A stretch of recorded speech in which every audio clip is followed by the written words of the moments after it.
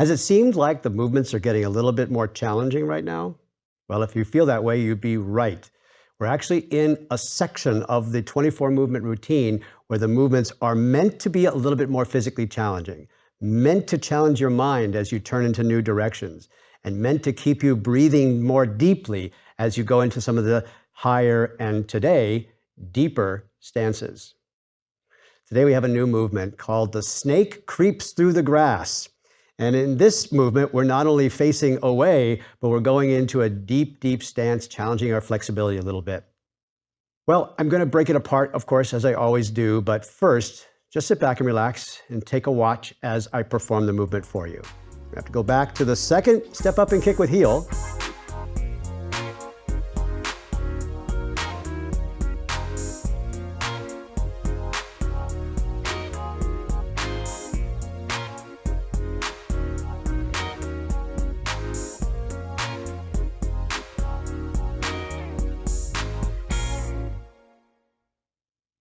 It's a one-step movement, but it's a very different kind of movement than we have done so far. Take a look again, just so you can see some of the different pieces you might have missed the first time. Again, from the end of the second step up and kick.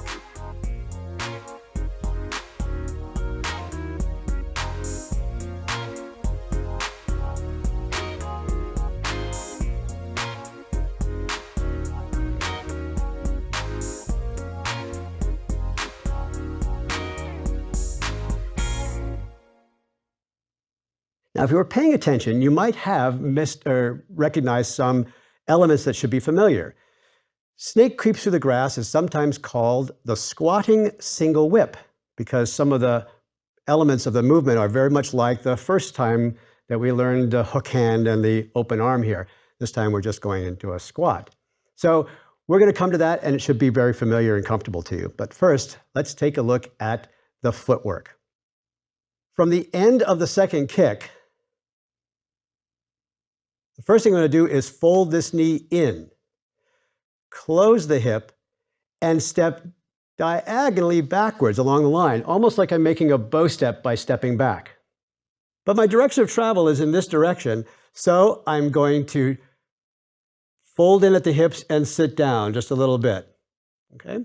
Now, this is very much like sitting in a deep chair, but only on one side. Right? One more time. Here's another view of it. I've just stepped back. I'm in a bow step. I'm going to turn and look down the long leg and just sit down a little bit. One leg is longer. One leg is sitting. Right? From this position, I'm going to shift my weight forward, traveling in and make a new bow step. Always remember turning those toes forward in front and turning the back toes forward 45 degrees. Let's look at it from the other angle. After I fold this knee in, I step down the line. I turn and look, and I open those front toes out so that I can sit down, shift through, making a new bow step and adjusting the back foot into 45 degrees. Beautiful. Now, snake creeps down has in the name of the movement, down, creeping down to the grass. But you can have tall grass. That's just fine. You don't have to sink down very far. And in fact, you should always pay attention to the safety. Listen to your body.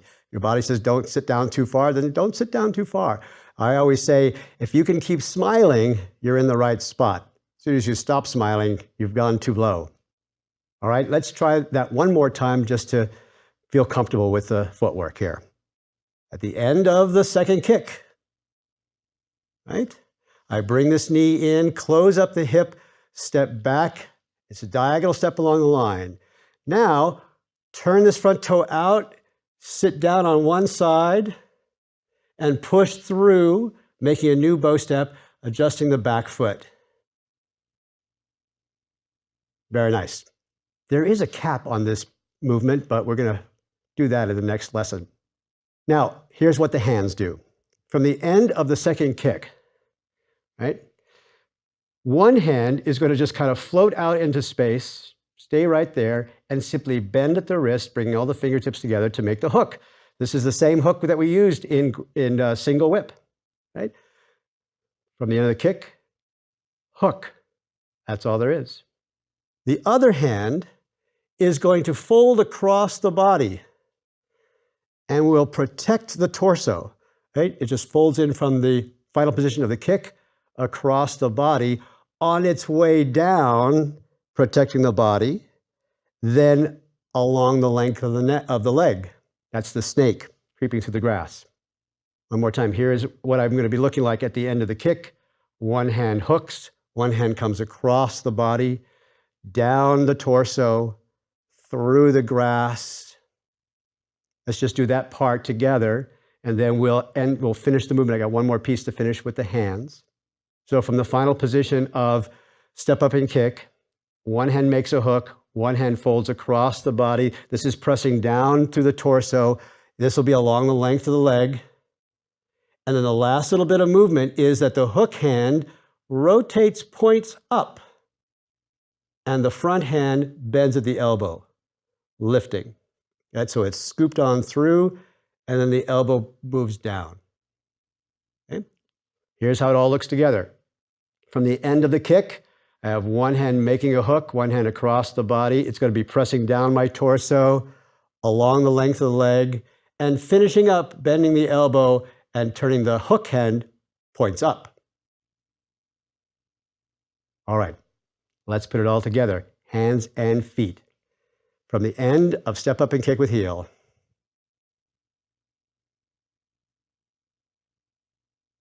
Fold the knee in, make a hook, one hand across the body. I step back along the diagonal. I turn that front foot out as I sit down into the grass. Then I roll this hand along the length of my leg, shifting forward, and bend the elbow, turning the the hook hand points up, and don't forget to adjust the back foot.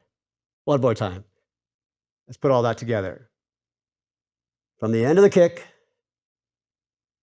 nice deep breath. Fold in, hook the hand, step back.